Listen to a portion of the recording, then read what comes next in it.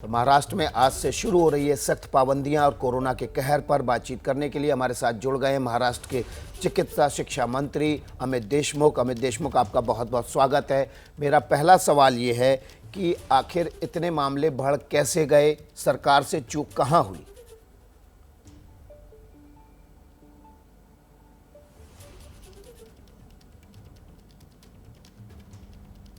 सरकार से कोई चूक नहीं हुई। ये सेकेंड वेव है, जैसे फर्स्ट वेव थी। और सरकार जितनी बड़ी तादाद में यहाँ पर कोविड पॉजिटिव केसेस आ रही हैं, टेस्टिंग बहुत ज़्यादा है और डोर टू डोर चेकअप भी पूरे महाराष्ट्र में बहुत ही अच्छी तरीके से हो रहा है। मुझे ऐसा लगता है कि जैसे दुनिया में हर जगह फर्स्ट वेव आई, फिर सेकेंड वेव आई, उसी प्रकार से महाराष्ट्र में भी आज हम पहली वेव से निकलकर दूसरी वेव में आ गए हैं। ये स्ट्रेन अलग है, ये बहुत ज़्यादा जल्द फैलता है और आपने कहा स्ट्रेन अलग है, देखेंगे कितने नए मामले हैं जो नए स्ट्रेन से जुड़े हुए हैं, जो म्यूटेड होके आए? ये सेकेंड स्ट्रेन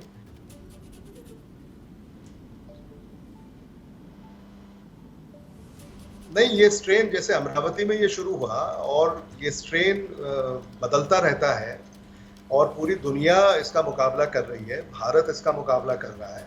उसी तरह से महाराष्ट्र भी यहाँ मुकाबला कर रहा है। और महाराष्ट्र में अगर आप भारत और महाराष्ट्र की अगर तुलना करें, भारत के जो और राज्य हैं, महाराष्ट्र का इंटरनेशनल और नेशनल एक्सपोजर बहुत ज़्यादा है। यहाँ पर देश और विदेश से आने जाने वाले लोगों की तादाद बहुत भारी है, बहुत ज़्यादा है। और आप जानते हैं फाइनेंशियल कैपिटल है जो महाराष्ट्र की राजधानी मुंबई है, वो इस दुनिया की फाइनेंशियल कैपिटल मुंबई है। तो कारोबार, काम, बिजनेस, ट्रेडिंग, शिक्षा के लिए बहुत भारी तादाद में यहाँ पे लोगों का आना जाना है। और इसी वजह से इसका फैलाव भी मेरे ख्याल से इतने सारे सब चीज़ें करने के बावजूद यहाँ पर फैलाव हो रहा है, ये सच है। लेकिन इसका मुकाबला भी सरकार बहुत अच्छे तरीके से कर रही है। अब जैसे अमित देशमुख, हमने देखा आज रात से जो पाबंदियां लगने वाली हैं और लोग जो है पैनिक बाइंग कर रहे हैं, यहाँ पर ही एडमिनिस्ट्रेशन की जिम्मेदारी बनती है कि वो सोशल डिस्टेंसिंग का पालन कराएं, लोगों को मास्क लगाने के लिए प्रेरित करें। तो यहाँ पर हमने सुबह से तस्वीरें देखी दादर सब्जी मंडी की और भी कई जगहों की, वहाँ पर पैनिक बाइंग को रोकने के लिए या फिर वहाँ लोगों को समझाइश देने के लिए कि आप प्रोटोकॉल का पालन कीजिए, वहाँ से नदारद था एडमिनिस्ट्रेशन, ना पुलिस थी ना प्रशासन था।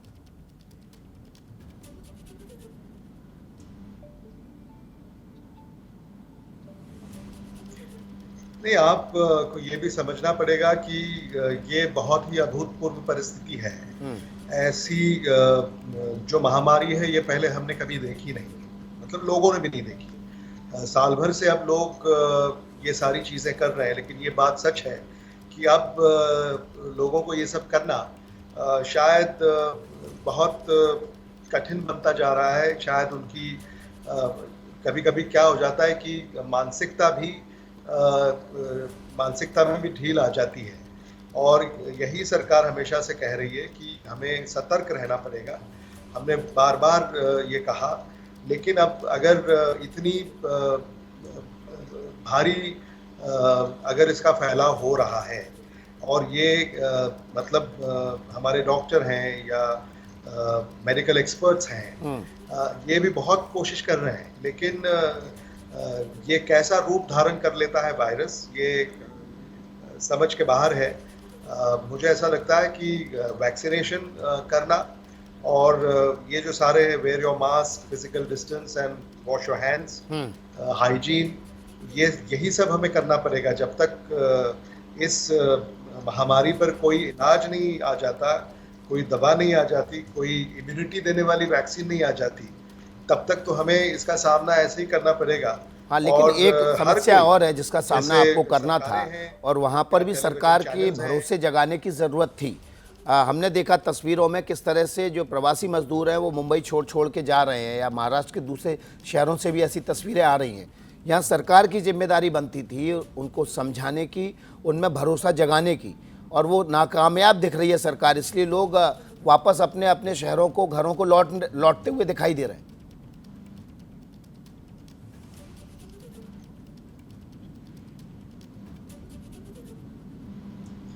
नहीं, ऐसा है कि लॉकडाउन जब हो जाएगा और जिन लोगों को जहाँ पर वो काम कर रहे हैं वहाँ अगर रहने का इंतज़ाम ना हो, अगर उनको घर से बाहर निकल के काम पर जाना पड़ेगा, और ऐसा अगर लोगों को लगे कि अब 15 दिन, महीना भर हम यहाँ रह के क्या करेंगे, हम अपने गांव चले जाएंगे, तो इस हालत में सरकार ने तो सभी से ये कहा है कि जिनके पास काम नहीं होगा उनको हम कुछ अलाउंस देंगे महीना भर के लिए, उनके लिए जो राशन लगेगा, उनके लिए कुछ रकम लगेगी, वो हम उनको देने का भी ऐलान महाराष्ट्र सरकार ने और हमारे मुख्यमंत्री उद्धव ठाकरे जी ने किया है।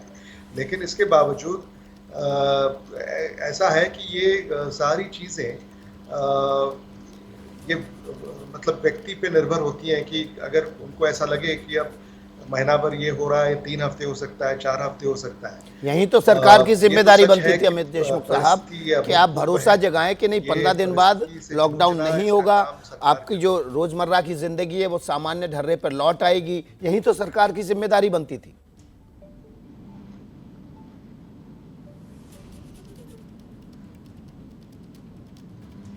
सरकार ने अपनी जिम्मेदारी पूरी तरह से निभाई है। लेकिन मैं यही बात आपसे कहना चाह रहा हूँ कि कोई अगर मुंबई में काम कर रहा है और अगर वो सोलापुर का रहने वाला है, तो 3 हफ्ते अगर मुंबई में वो घर पर बैठा रहेगा तो शायद उसको ऐसा लगता होगा मैं अपने गांव जाकर वापस आ जाऊं। तो ये सारी चीज़ें जो हैं ये खुद पर निर्भर होती हैं, और अगर ऐसा लोग निर्णय लेते हैं कि मुझे गांव चला जाना है, तो उसको रोक भी तो नहीं सकते।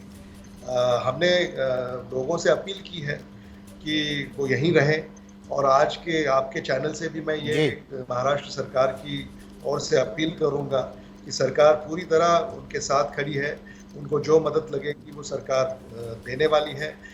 घर से बाहर निकलकर आप गांव भी जाएंगे तो अपनी जान खतरे में डालेंगे, क्योंकि ये कोरोना का जो संसर्ग है वो कहीं भी हो सकता है, और ये कोई सिर्फ महाराष्ट्र में महामारी है ऐसा नहीं है, ये पूरे भारत में है, पूरे दुनिया में है।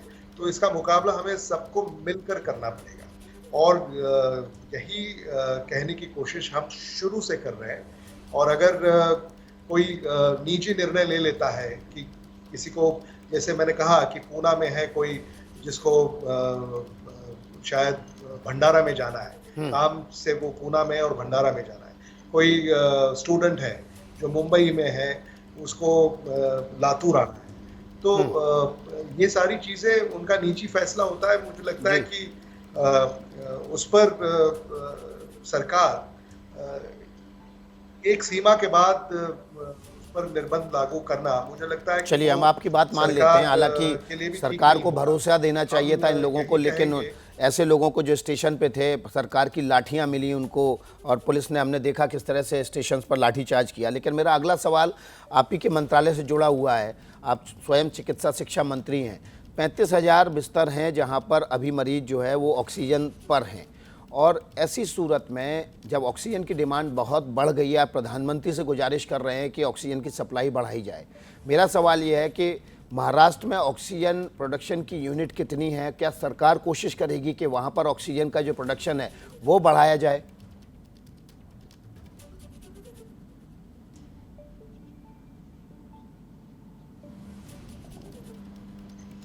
नहीं, अब महाराष्ट्र में ऑक्सीजन का जो प्रोडक्शन है वो सारा अब हमने मेडिकल पर्पस के लिए रिजर्व कर दिया है जी। पहले तो ये इंडस्ट्रियल पर्पस के लिए भी जाता था, लेकिन अब मेडिकल पर्पस के लिए 100% जितना प्रोडक्शन होगा वो मेडिकल पर्पस के लिए इस्तेमाल किया जाएगा। और जो ऑक्सीजन मैन्युफैक्चरर्स हैं वो भी सरकार की मदद कर रहे हैं, और अब ऑक्सीजन महाराष्ट्र में कहीं कम है। बहुत से ज़िलों का हमने ब्यौरा लिया तो कहीं ज़िले में अब ऑक्सीजन कम है, ऐसी स्थिति नहीं है। हाँ, ये बात सच है कि मरीज़ जैसे बढ़ते जा रहे हैं वैसा एक डर का माहौल वो जो मरीज़ हैं उनके दिलो दिमाग में नहीं, आप कह पैदा रहे हैं हो कि जाता है, ऑक्सीजन वो कम नहीं है, लेकिन सच कल हमने और देखा इसी जब का हमें संचार मुकाबला बंदी करना का ऐलान पड़ेगा। किया सरकार मुख्यमंत्री ने, तो उन्होंने प्रधानमंत्री से गुजारिश की कि ऑक्सीजन की सप्लाई के लिए प्रधानमंत्री को आगे आना चाहिए। महाराष्ट्र में ऑक्सीजन की ज्यादा जरूरत है।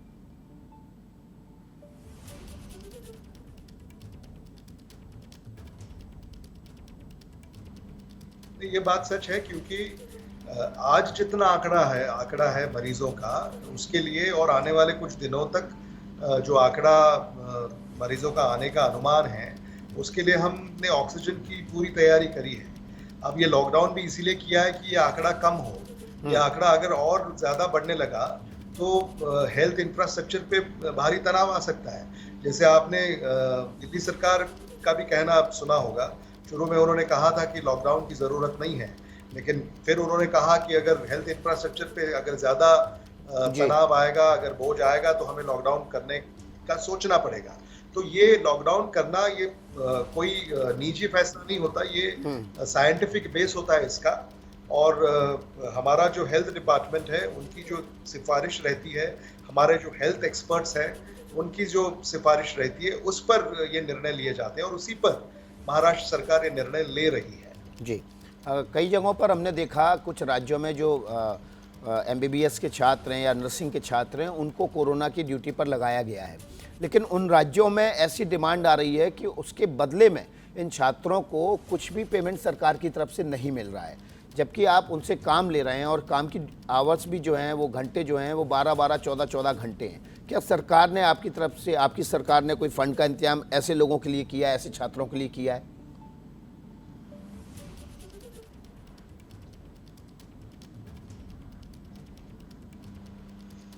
नहीं, अब ये जो सारे छात्र मेडिसिन पढ़ रहे हैं, मुझे ऐसा लगता है कि ये मेडिसिन ऐसा प्रोफेशन है कि this is call of duty, this is call of the profession.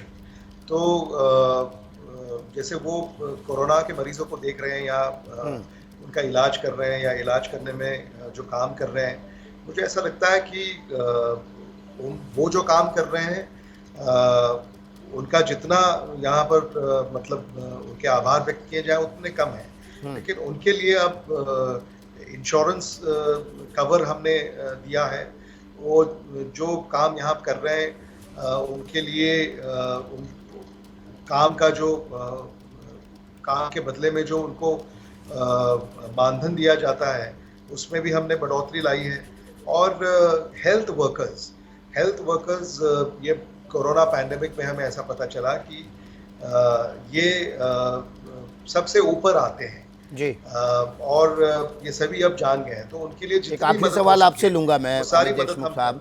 आपके ऊपर आरोप लग रहा है, महाराष्ट्र के ऊपर आरोप लग रहा है कि वैक्सीन की सप्लाई को लेकर आप लोग राजनीति कर रहे हैं। ऐसा बीजेपी रूल्ड स्टेट्स के तमाम मंत्रियों का कहना है कि वैक्सीन की कमी नहीं है, सिर्फ राजनीति करने के लिए महाराष्ट्र आरोप लगा रहा है कि वैक्सीन की कमी है।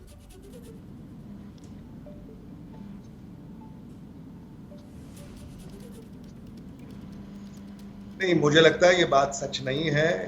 जैसा वैक्सीनेशन प्रोग्राम ये भारत सरकार ने शुरू किया है और सिर्फ महाराष्ट्र की बात नहीं है, पूरे भारत की ये बात है।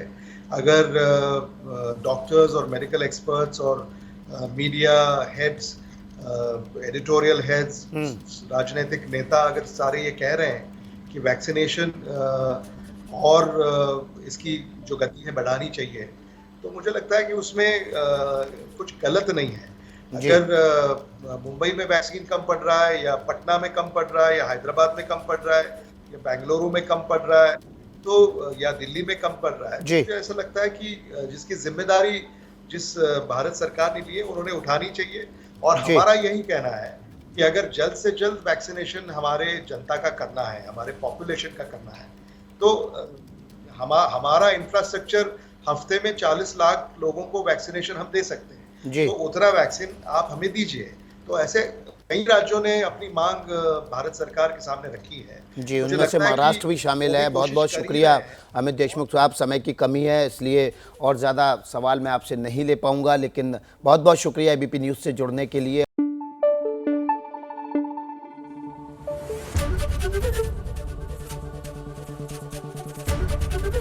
एबीपी न्यूज आपको रखे आगे।